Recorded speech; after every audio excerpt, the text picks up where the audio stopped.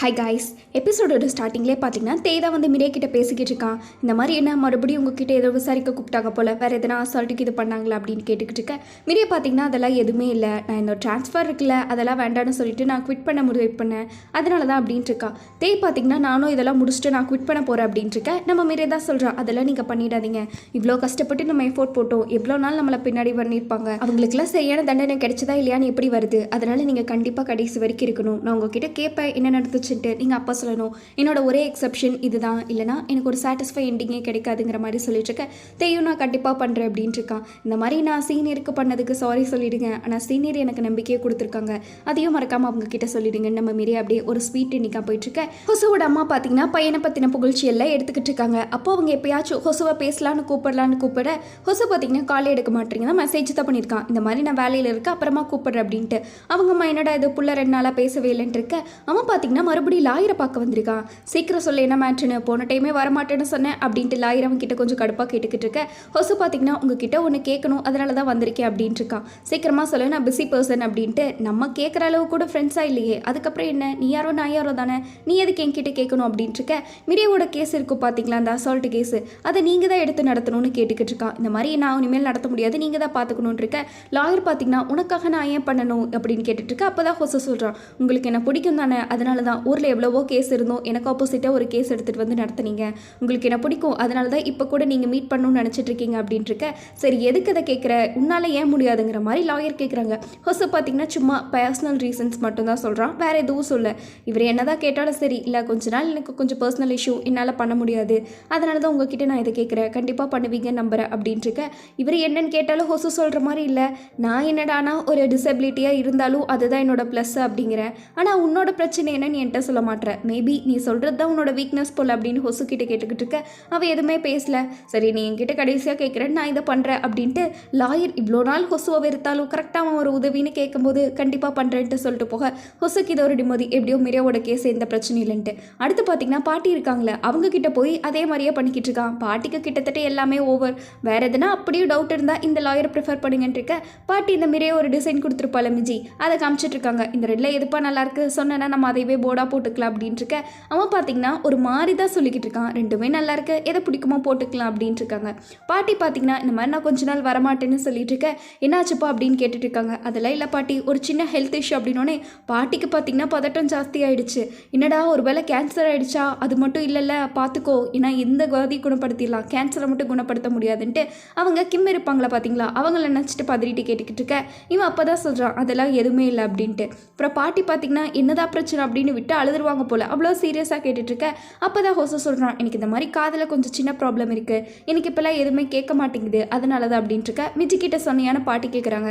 இல்லை இப்போ என்னால் ஃபோன் பேசுறது கூட கஷ்டமாக இருக்குது, மிஜி கிட்ட சொன்னால் அவளும் என் கூட தான் இருப்பா, கஷ்டப்படுவா, அதனால தான் அவளை ஏன் கஷ்டப்படுத்தணும்னு நான் அவகிட்ட சொல்லலை, இது நான் அப்படியே கொஞ்ச நாள் விட்டால் சரியாக போய்டும்னு நினைக்கிறேன், அப்படியே விட்டுடலாம் அப்படின்ட்டு. மிஜி நல்லா இருக்கணும்னு இவன் சொல்லாமல் இருக்கேன்னு பாட்டி சொல்ல.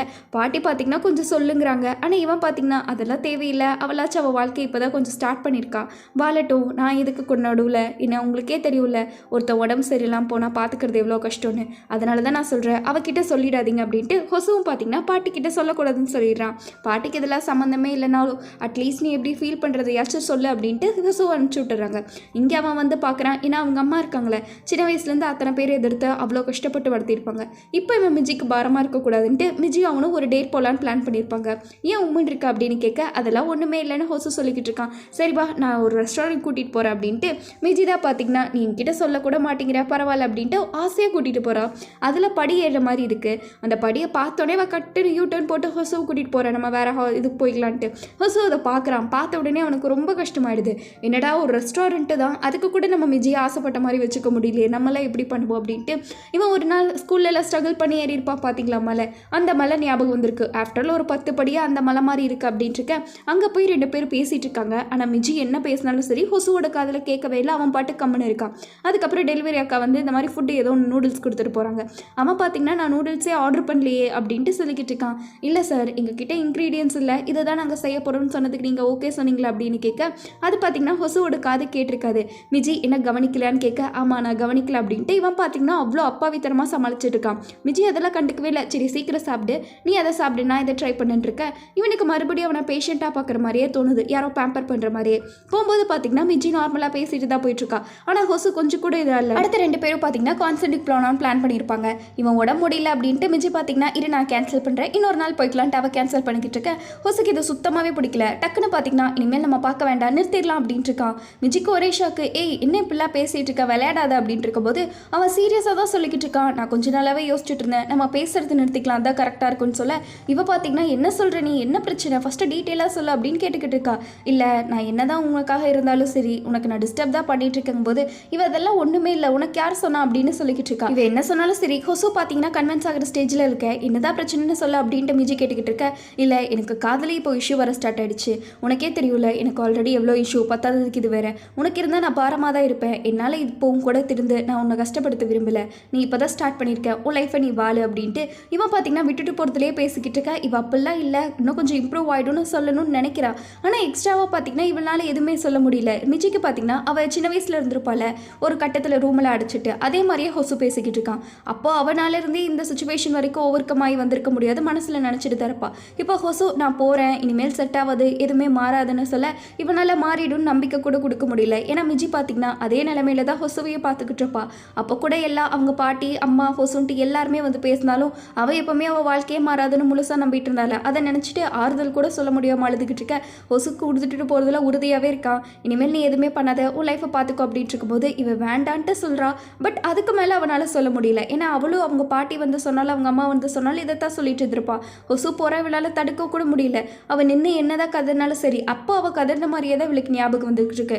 இனி பேசினா நம்ம மிஜி எப்படி எச்சா டென்ஷன் ஆகலோ அதே மாதிரி தான் ஹொசு ஆவான்னு புரிஞ்சுக்கிட்டா.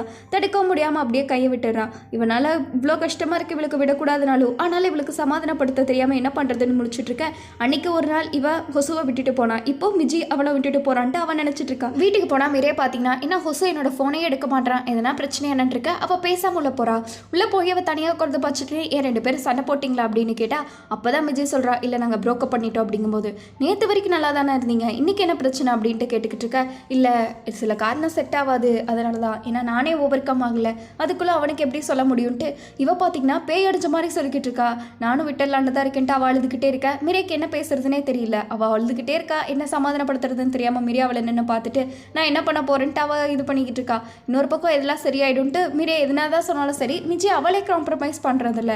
இன்னொரு பக்கம் ஹொசு பார்த்தீங்கன்னா வீட்டுக்கு போனவன் இருக்க எல்லாத்தையும் இழுத்து சாத்திடுறான். அவன் லைஃப்பில் வெளிச்சம் இல்லாத மாதிரி வாழ்க்கையில் வெளிச்சம் இல்லைன்ட்டு அவன் என்னதான் மிஜி கிட்ட பிரேக்கப்னாலும் அவனுக்கும் மனசுக்குள்ள ஆயிரம் இருக்கும்.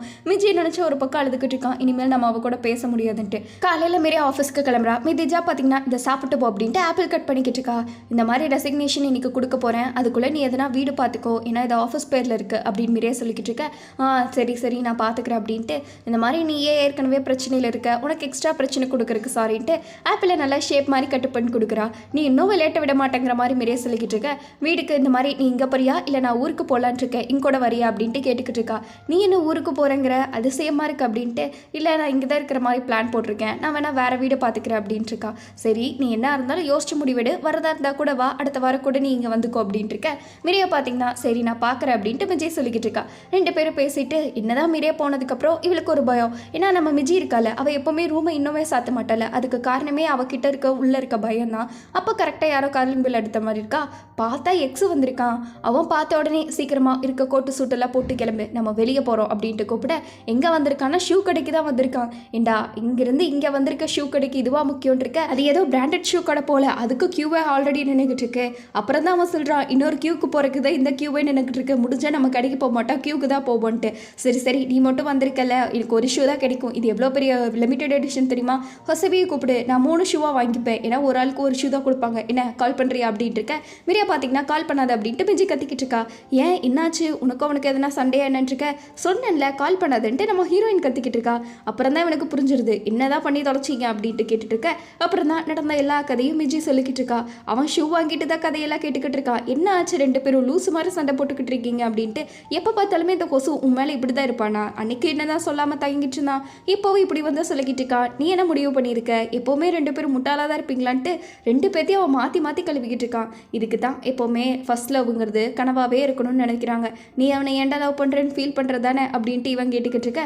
நம்ம ஹீரோயின் பார்த்தீங்கன்னா அப்படிலாம் இல்லையே அப்படின்ட்டு சொல்லிக்கிட்டு இருக்கா. நான் ஹொசுவை டேட் பண்ணங்காட்டி சந்தோஷம் தான் படுறேன், அவனை பற்றி கஷ்டப்படுறக்கேன்னு இருக்கு, நான் தான் அவனுக்கு கொஞ்சம் கஷ்டம் கொடுத்துருப்பா போல அப்படின்ட்டு இவன் மறுபடியும் எதுக்கடா இப்பெல்லாம் பேச வச்சுட்டு இருக்கேன்னு எக்ஸை போட்டு குத்திக்கிட்டு இருக்க.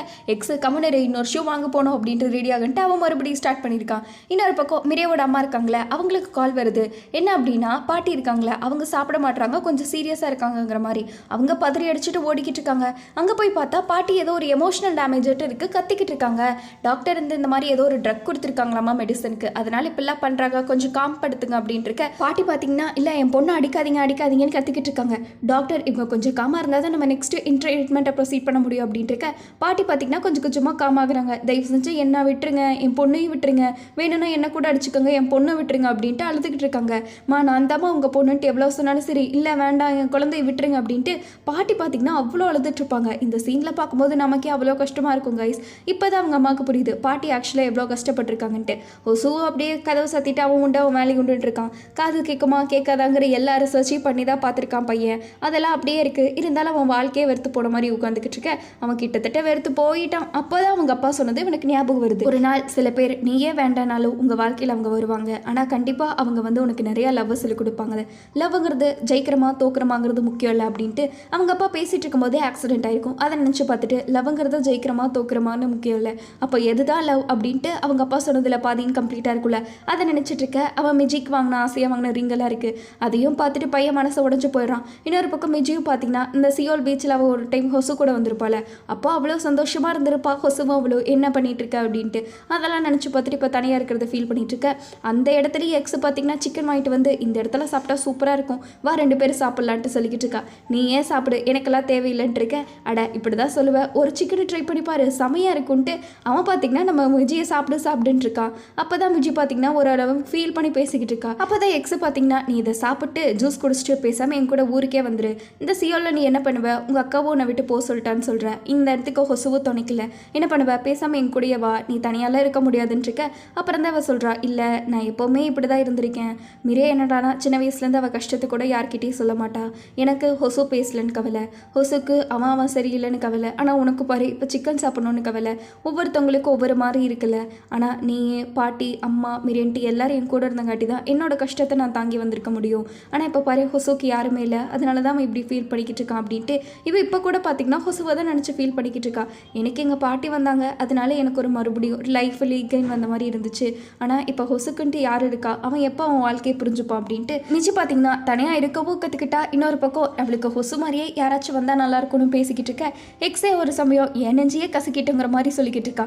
டே கையாடுறா அப்படின்ட்டு 2 பேரும் மறுபடியும் அடிச்சுக்கிட்டு இருக்க. மிரே எதான் லாஸ்ட் டே ஆஃபீஸ் போல, ஆஃபீஸை விட்டு பேக் பண்ணிட்டு போகும்போது எல்லாம் அவள் காதுபடவே பேசிகிட்டு இருக்காங்க. போகிறா பாரு ஆஃபீஸில் இருந்த பிரச்சனையெல்லாம் போயிடுச்சு அப்படின்னு பேசிக்கிட்டு இருக்க. டே மட்டும் அவள் பிளேஸை க்ளீன் பண்ணலான்னு போகிறான். அப்போ அவள் ஏதோ ஒரு நோட்டை வச்சுட்டு போயிருப்பா. இந்த மாதிரி எல்லாமே உங்களால தான் சீனியர், நான் இவ்வளோ போல்டாக எழுதியிருக்கேன்ட்டு நம்ம ஹீரோயின் எழுதியிருப்பா. அங்கே லிஃப்ட்டில் போனால் அவங்க மேனேஜர் இருக்கான்ல அவன் தான் இருக்கான். அவன் எல்லாத்துக்கும் காரணம் நீ தானே இதெல்லாம் லீக் பண்ண அப்படின்ட்டு பேசிக்கிட்டு இருக்க. நம்ம ஹீரோயின் பார்த்தீங்கன்னா சரியான கார்டில் இருப்பா போல் நைஸாக பஞ்சு கொடுத்துட்டு இருக்கா. நான் இல்லை நான் மட்டும் என்ன நம்பிடவா போகிறீங்க அப்படின்ட்டு இருக்க. நீ இன்னொரு கம்பெனிக்கு போனாலும் வேலை செய்ய முடியும்னு நினைக்காத, உன்னை பற்றி நான் எப்படி ரிப்போர்ட் பண்ணுவேன் பாருன்ட்டு அவன் பார்த்தீங்கன்னா நல்லா பேக்மெயில் பண்ணிக்கிட்டு இருக்கான். என்ன பார்த்து நீங்கள் இவ்வளோ தூரம் பயப்படுவீங்கன்னு எனக்கு தெரியாது, அதே மாதிரியே நான் இந்த ஃபீல்டுக்கு போகிற பொருள், அதனால நீங்கள் கேஸை நல்லபடியாக முடிக்கிற வழியை பாருங்கன்ட்டு அவள் பார்த்தீங்கன்னா நல்லா பேசிட்டு போக மேனேஜருக்குலாம் ஷாக்கு இவ இப்படிலாம் பேசுவாளான்ட்டு. அப்போ மிஜி போயிட்டு இருக்க. எப்போவுமே ஒரு பொண்ணு கொஞ்சம் சப்போர்ட்டிவாக பேசுவா பார்த்தீங்களா, அவள் இவ ஏதோ பொருளை மறந்துட்டான்னு கொடுத்துட்டு போறா. அப்போ தான் அந்த பொண்ணு பார்த்தீங்கன்னா சாரி உன்னை அடுத்து நடக்க போகிற மீட்டிங்கில் நான் எல்லாம் உண்மையை சொல்லிட போகிறேன் அப்படின்ட்டு மிஜி இப்போ எப்படி ஸ்ட்ராங்காக இவ முடிவெடுத்திருக்கா மாரி அதே மாதிரி அந்த பிள்ளையும் நான் ஸ்ட்ராங்காக இருக்கேன்னு சொல்லிட்டு இருக்க. ஏதோ ஒரு எம்ப்ளாயாச்சும் திருதுனாங்களேங்கிற மாதிரி இவளுக்கு கொஞ்சம் திருப்தி. அங்கே சியோலோட கொடி இருக்குல்ல அதை ஆடிட்டு இருக்கிறத பார்த்து இவளுக்கு அப்படியே ஏதோ ஒரு சுதந்திரம் கிடைச்ச மாதிரி நம்ம மீரே ஃபீல் பண்ணிக்கிட்டு இருக்க. மீரையோட அம்மா இருக்காங்களா, அவங்க நடந்த எல்லா பிரச்சனையுமே ஹொசோட அம்மா கிட்ட சொல்லிக்கிட்டு இருக்காங்க.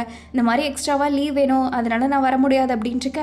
லீவா முக்கியம், முதல்ல நீ உங்கள் அம்மா பாரு, டைம் கிடைச்சா நானும் வரேன் அப்படின்ட்டு அவங்க அம்மாவை பார்த்தீங்கன்னா வழக்கம் போல் சொல்லிக்கிட்டு இருக்காங்க. சரி நான் அப்புறமா பேசுகிறேன் அப்படின்ட்டு யாரோ கால் பண்ணியிருக்காங்கன்ட்டு ஹொசுவோட அம்மா கேட்டுக்கிட்டு இருக்காங்க. இந்த மாதிரி ஹொசுவோட சாரோட ஃபோன் ஆஃபில் இருந்துச்சு, அதனால தான் உங்களுக்கு கால் பண்ணியிருக்கேன், அவர் இந்த டைம் செக்அப் வரல அப்படின்ட்டு பேசிகிட்டு இருக்க. இன்னொரு பக்கம் மீடியாவோட அம்மா இருக்காங்களே அவங்க கிட்ட மா நான் யாருன்னு கேட்டுக்கிட்டு இருக்கேன். அவங்க அம்மா பார்த்தீங்கன்னா அவங்க பொண்ணு அப்படின்னு சொல்லிட்டு இருக்காங்க. இவங்க இப்படியே பேசிகிட்டு இருக்காங்க. பார்த்தீங்களா உடம்பு எப்படி போயிட்டு இருக்கு, சாப்பிடாம என்னதான் அவைக்க போறீங்க அப்படின்ட்டு இவங்க 2 திட்டிட்டு மா நான் யார் அப்படின்ட்டு கேட்டுக்கிட்டு இருக்க. அப்போதான் அவங்க அம்மா பார்த்தீங்கன்னா கொஞ்ச நேரம் வாய் வச்சுட்டு கம்மன் இருக்க முடியாதான்னு திட்டுறாங்க. இப்போதான் எங்கள் அம்மாவாக வந்திருக்கீங்க, எங்கள் அம்மாவாச்சும் கொஞ்சம் நல்லா பேசுகிறதாச்சு அப்படின்ட்டு இருக்காங்க.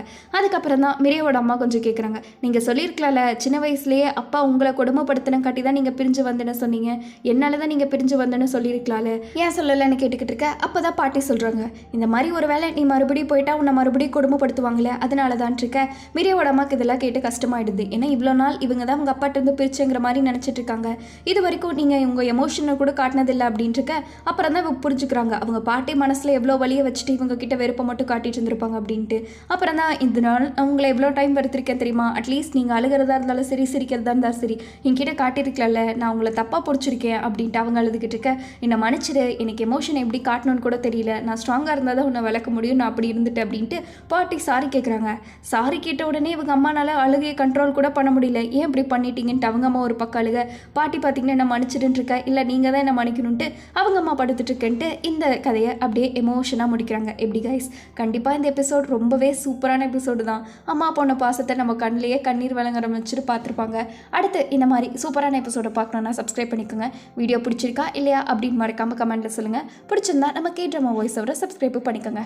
அடுத்து சூப்பர் எபிசோடில் பார்ப்போம். அது வரைக்கும் பை ஸ்வீட்டீஸ்.